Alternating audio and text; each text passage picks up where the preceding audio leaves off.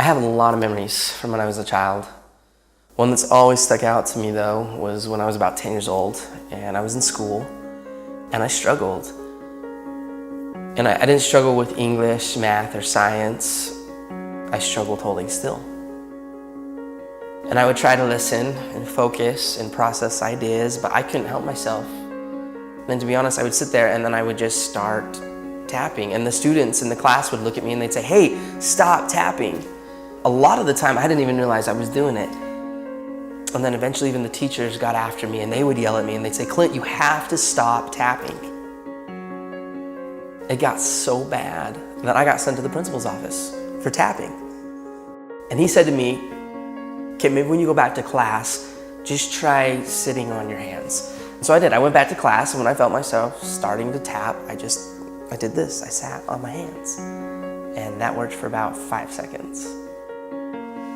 One time I was tapping in class, and my teacher, Mr. Jensen, he looked at me and he yelled. And he said, "Clint, stay after class." And I thought to myself, this is it. I am done. Now, I've always been the type of person that believes that a single moment in time can change a person's life. And this was one of those moments for me. And I will never forget it. And so I was sitting there with Mr. Jensen and an empty classroom. And he walked past me and he sat next to his desk and he said, "Clint, come here. I want to talk to you." And as he looked me right in the eye, he said, "Now, I need you to know something. You're not in trouble. But I do have just one question that I have to ask you." And he asked, he said, "Have you ever thought about playing the drums?" And in that moment, Mr. Jensen, he leaned back and he opened the top drawer of his desk. And he reached in and he pulled out my very first pair of drumsticks.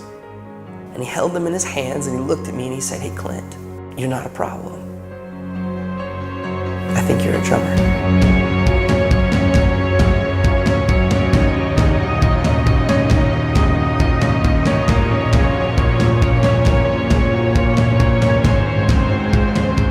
From that moment on, I've never put those sticks down. I've toured, recorded, and played drums all over the world. My whole college education was paid for with drumsticks in my hand. Just because of a single moment in time when somebody believed in me and he saw something in me that I didn't even see within myself. And from that moment, I learned that there's a difference between being the best in the world and being the best for the world.